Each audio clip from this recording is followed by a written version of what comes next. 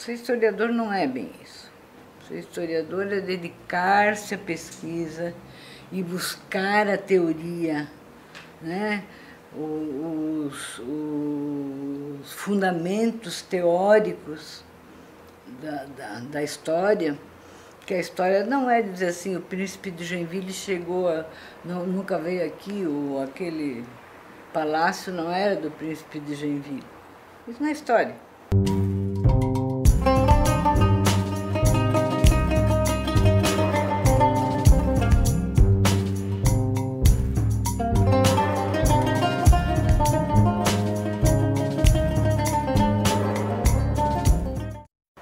A história é outra coisa. A história é buscar os fundamentos teóricos e é uma interpretação da realidade. Então, no momento em que você vai fazer essa interpretação, você precisa conhecer muita coisa. Você precisa ler muito para interpretar essa realidade.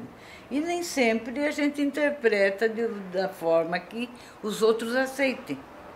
Por isso que a história é difícil, porque eu posso interpretar de uma forma, o outro pode interpretar de outra, o outro pode interpretar de outra. E para eu me precaver dessas oposições, eu me fundamento teoricamente. É assim que as coisas acontecem, portanto, este assunto aqui eu estou interpretando da maneira como ele interpretou, né? Então, isso é ser historiador. A história é interpretação do fato. O fato em si não é história, mas a história não vive sem o fato. Deve ser uma tentação para quem tem queda para a literatura. Eu gostaria muito, já tentei fazer literatura histórica, que isso não é proibido e é muito... Já li livros históricos, romances históricos e adorei, né? Então, às vezes eu estou lá pesquisando uma coisa e digo, puxa, isso aqui num livro ficaria ótimo, então dá uma tentação. Mas desde que você diga que aquilo é um romance histórico e que há uma certa licença científica, né, de você deturpar, aquilo não é a história, é um romance.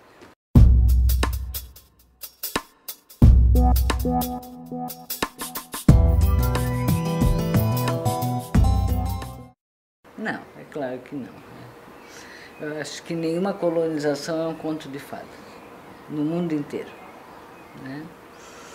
E todos nós sabemos como se deu a colonização foi interessante, foi necessária, foi bem sucedida, foi muito bem sucedida. Ela foi, vamos dizer assim, a realização de uma empresa particular capitalista. Ela não foi uma iniciativa do governo, porque a maioria das colônias que nós temos, pelo menos aqui em Santa Catarina, onde eu conheço mais, são iniciativas do governo. Então depende muito de... Sabe como é governo, né? Desde aquela época já tinha essas coisas. Mas a nossa não. A nossa foi uma iniciativa particular, houve muita dificuldade financeira, mas eu acho que foi um empreendimento vitorioso. Com todas as... Agora, realmente não foi um conto de fadas, não. Bom, aí tem outra vertente que eu já escrevi em jornal. O europeu, mesmo o mais simples, aquele que vinha do campo, eles tinham a realeza, não tinha república. A república começou a aparecer lá, a democracia republicana começou a aparecer na Europa quando eles vieram para cá. Então eles estavam habituados com a figura do rei e da rainha. Então eles tinham aquele mito do paizinho e da mãezinha, o poder divino de governar, né? Então isso era uma crença muito forte, já era quase um sistema, né, de que as pessoas que estavam nos governos tinham o poder divino de governar, eram aquelas pessoas que tinham sido mandadas por Deus para governar. Então, o colono, quando chega aqui, ele custa muito a se desprender da figura do rei e da rainha. Então começa-se a criar mitos em função disso. Inclusive o Palácio dos Príncipes é um mito muito forte. Ele foi feito para ser a casa do procurador, do Bristol. Talvez para hospedar se um dia o príncipe viesse, mas criou-se aquele mito, né? O centenário, aquele desfile, o rei, a rainha e tal, e um dia o rei ia vir. Então, quer dizer, há essa coisa do conto de fada também com um pezinho nesses mitos aí. E outra coisa, a história não se faz sem conflito, porque é o conflito que toca a história para frente. A história é mudança. A história que não for mudança não é história, ela vai ficar lá engessada. Está ali, ó, o cemitério ali, está tudo lá. Eu olho daqui o cemitério. Ali não tem mudança. Ali ficou. Né? Então tem isso também. Aí quando foi para demarcar as terras da princesa, tiveram que demarcar nas terras de São Francisco, e essas terras tinham também seus proprietários, que eram aqueles fazendeiros descendentes de lusos brasileiros, que tinham um sistema escravista. E aí vem outra questão, que fazem uma salada disso aí. Em Joinville já houve escravo. Sem grandes coisas, claro, tinha escravo, porque tinha fazenda dos portugueses, o sistema português colonial era escravista, portanto, num pedaço de terra de Joinville não ia ser diferente. Agora, quando a colônia veio para cá, a escravidão de negros foi proibida. Aí, nas terras onde ficaram os colonos, não houve escravidão. Mas isso não quer dizer que ali no Bucarém, na fazenda do Coronel Vieira, tivesse escravo. Porque aquilo era um território brasileiro de sistema escravista. Porque essa demarcação foi toda, ela foi contornando, foi o Jerônimo Coelho quem fez. Então ela foi contornando todas as propriedades. Aqui no pé da Serra Dona Francisca tinha João Gomes de Oliveira, que tinha escravos.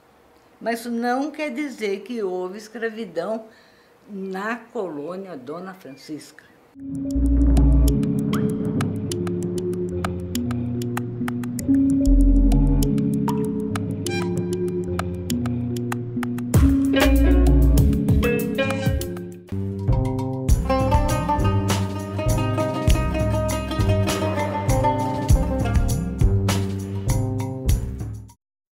A gente vê, até nesse livro verde que eu tenho ali, a gente vê no jornal, por exemplo, no Kolonie Zeitung, notícia de índios que vêm, atacam e matam os alemães. Não matam muito, porque eles não podem matar muito. Mas e eles? Que estavam no cantinho deles, fazendo as coisas deles. Então, é aquela coisa, é uma briga onde todo mundo tem razão. Quando os colonos chegaram aqui, eles vieram reconstruir a vida deles, eles não vieram para matar índio. Então, quer dizer, fazem aquela coisa, porque mataram os índios. Não, ninguém veio aqui para matar índio. Vieram aqui para fazer as suas vidas. Então, houve conflito, sim, né?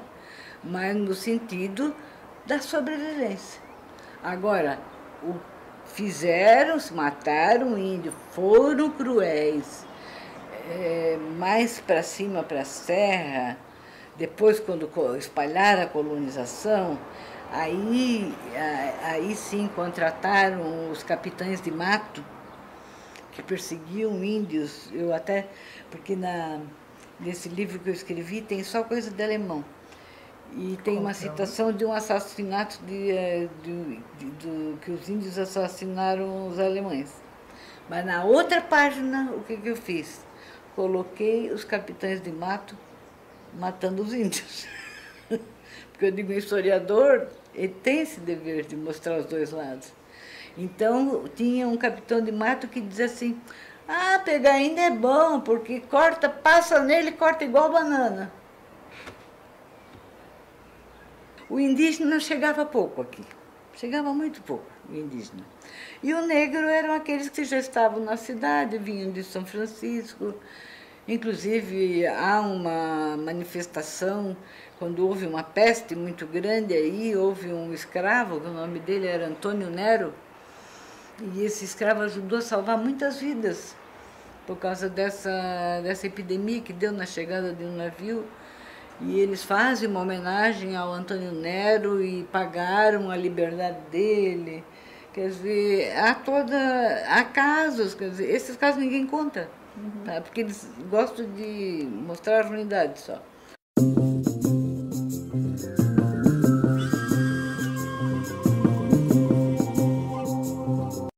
O alemão era assim. Quando ele vinha, ele trazia a cultura dele. Mas, no fundo, era para manter o Deutsch, para não perder as tradições. Tá? Só que acontece o seguinte, quando um alemão, um rapaz, uma moça casava com um rapaz, um caboclo, porque acontecia, até eu tenho o primeiro casamento misto, casamento misto, tem aí a história, no Joinville. Quando o rapaz casava com a moça, não, a moça casava com o rapaz, eles não gostavam de ficar. Mas o alarde não era muito grande. Agora, se o rapaz casasse com uma cabocla, até hoje você ainda vê esse tipo de restrição. É raro, mas você vê. Né? Por quê? Porque era a mãe que ensinava a língua em casa e que passava o Deutschtum. Você vê. Eu acredito, apenas uma hipótese, que o preconceito com relação ao negro não era tão grande. Porque tinha famílias que eles adotavam filhos de índios e filhos de negros. Então tem um caso, rapidamente, deixa eu contar para vocês, que ele é muito engraçado, que tinha um negrinho pequenininho que um casal alemão criava lá em Piraberaba. Aí chegou o fulano do imposto, cobrar imposto, e bateu na porta da casa e atendeu o negrinho. Aí ele perguntou se tinha gente em casa. Aí o negrinho virou da porta em alemão. Papai, tem um caboclo aqui que quer falar com o senhor. Em alemão. Nos últimos anos, experienciamos de modo especial o poder amoroso do Divino Salvador. A casa inteira foi pintada por dentro e por fora, com cores claras e alegres. O mais importante melhoramento, no entanto, foi a construção do asilo de idosos, inaugurados pela Páscoa, em 1937. Foi um dia de muito sol e alegria. Crônica do Asilo de Órfãos Abdom Batista. Bom, avaliar, eu avalio do meu ponto de vista, que eu escrevi com toda a honestidade possível, né? Escrevi porque me dava prazer, né? E só de falar honestidade resume tudo. Então, os outros que interpretem como quiser. Eu não vou dizer que ele é bom, que ele é ruim, que ele é isso, que ele é aquilo. Para mim, eles são bons, mas muito aquém do que aquilo que eu queria que fosse. Eu ainda não sou a historiadora que eu queria ser. Né? Então eu leio alguns textos assim, eu queria escrever assim. Né? Você já ouviu daquela experiência do Saí, do Fourier? Eu fui a primeira pessoa que escreveu. Eu publiquei em 94 ou 95. Então a relevância dele foi enorme. E como ele também foi feito pela UFSC, foi para a universidade. O Brasil inteiro conhece esse livro. Inclusive, né, pro meu ego, ele foi citado pelo Renato Janine Ribeiro, que é um grande filósofo. Escritor.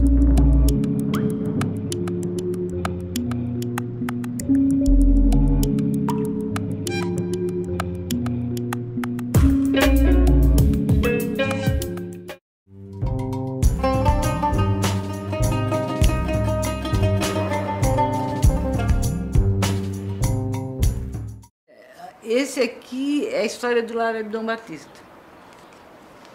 Esse livro, para mim, é importante por quê? Porque eu não quis escrever só a história de um asilo, de um orfanato. Eu quis escrever por que surgiu o orfanato. Por que Joinville precisou de um orfanato? Né? E aí, depois, a vida, os conflitos, os pensamentos, de uma forma leve, não daria isso aqui, né? Mas os dramas. Então, eu tenho aqui o primeiro capítulo, ele é, em Joinville, a modernidade e suas contradições. Aí já diz tudo. Vem a modernidade, vem luz elétrica, vem isso, e a pobreza aumentando. Então, é necessário criar o asilo, aí veio o Hospital São José também, né? O Hospital Dona Helena, tudo na mesma época. E aí você vai vendo que é uma rede, né? Que forma, isso que é gostoso de você. Aí o 2 é Instituição e Sociedade, Asilo de Órfãos e Desvalidos de Joinville. Então foi a fundação dele. Aí vem as brigas políticas, vem os políticos brigando pela paternidade da ideia, essas coisas que acontecem hoje também. O capítulo 3 é que as pessoas mais adoram ler, o leitor comum, que é História e Memória, ouvindo contar. Então aqui eu faço entrevistas orais e conto, e aí elas contam as histórias delas. E tem histórias emocionantes. Esse livro aqui é autoria, é coautoria, Maria Teresa Weber e Raquel Santiago. A Teresa, ela já faleceu. Faleceu no ano que foi publicado o segundo volume. E ela ficou no Arquivo Histórico 18 anos com a função de pegar as listas de imigrantes do Arquivo Histórico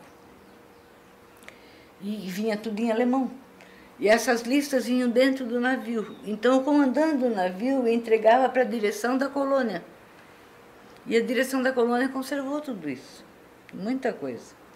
Então, o Arquivo Histórico contratou a Teresa, como ela dominava o alemão, contratou a Teresa só para traduzir, porque nessas listas, elas estão aqui agora, agora qualquer um pode ver, antes tinha aqui no arquivo e ainda estava em alemão. Né?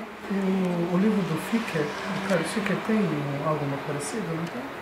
Não, assim não. Tem umas listinhas, mas tem uma fotografia de uma lista. Fotografias. Mas aqui tem todos, de 1851 até 1886, tem todos os que aportaram no Porto de São Francisco do Sul, estão aqui.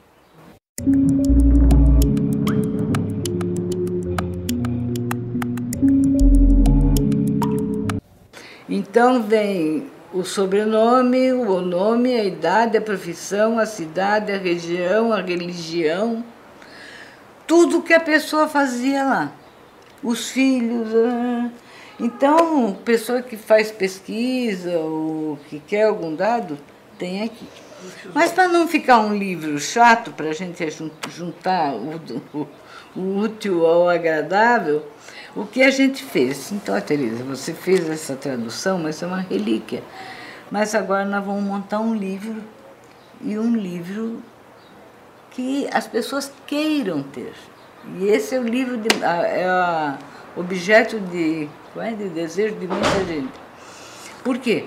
Porque em cada lista dessa, depois quando o Joinville começa a crescer, as pessoas começam a anunciar: ofereço-me como alfaiate de tal, tal, tal. Sapateiro, moveleiro, porque ela foi criada para ser uma colônia agrícola. Só que havia uma vocação comercial e industrial que não conseguiram. Isso daria uma palestra, entende? Que não conseguiram. Isso tem a ver, desculpa te cortar, isso tem a ver com o fato de que muitos trabalhadores alemães mentiram dizendo que eram agricultores? Sim, sim, tem a ver. Porque eles queriam fazer aqui e produzir para a Alemanha e que estreitar uma relação do sul do Brasil com a Alemanha, como aconteceu no Rio Grande do Sul. Então é assim, se alguém que está aqui nessa lista aparece como gente, porque eu digo: Tereza, vamos tirar o cara da lista e vamos botar ele como gente. Porque vamos transformar ele em gente. Porque aquele é o cara da lista. E foi o que aconteceu.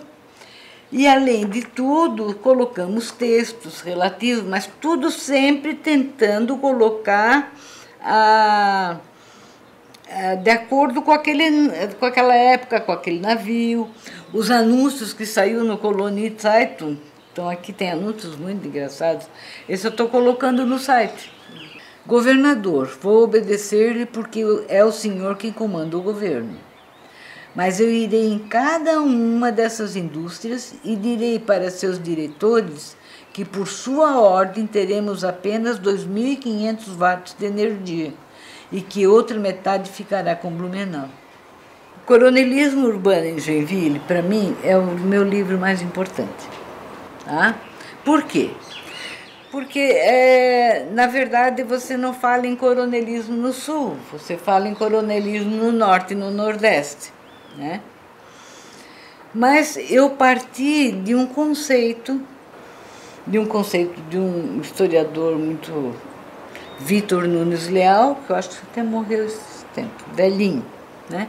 Li tudo dele e eu descobri através dele que coronelismo não é isso que está aí, está lá o coronel sentado, é verdade, forma isso aí. Mas, na verdade, o coronelismo é uma política de compromissos. E essa política de compromissos, se você for ver, ela tem até hoje. Havia sempre esses compromissos, esses conchavos entre o coronel e o governo do império. E com o tempo, o que acontece? Vem a república. Então, o coronelismo, ele se instala mesmo como coronelismo quando vem a república. Por quê? Porque aí não há mais aquele elo, tá? E ele passa a depender dos governadores. E aí ele vai ter que estabelecer compromissos com os governadores. E aí o Abdon Batista é o nosso coronel aqui. É aquele que vai lá, que tem o poder, que consegue as coisas com governadores. Claro, teve outros, depois teve Nereu Ramos, mais tarde teve os Bornal, né? Mas nessa situação dos anos, nem foi os anos 30, ele aqui, ele morreu em 21. Mas quem começa com essa coisa do compromisso e que percebe que precisa haver esse conchavo é o Abdon Batista.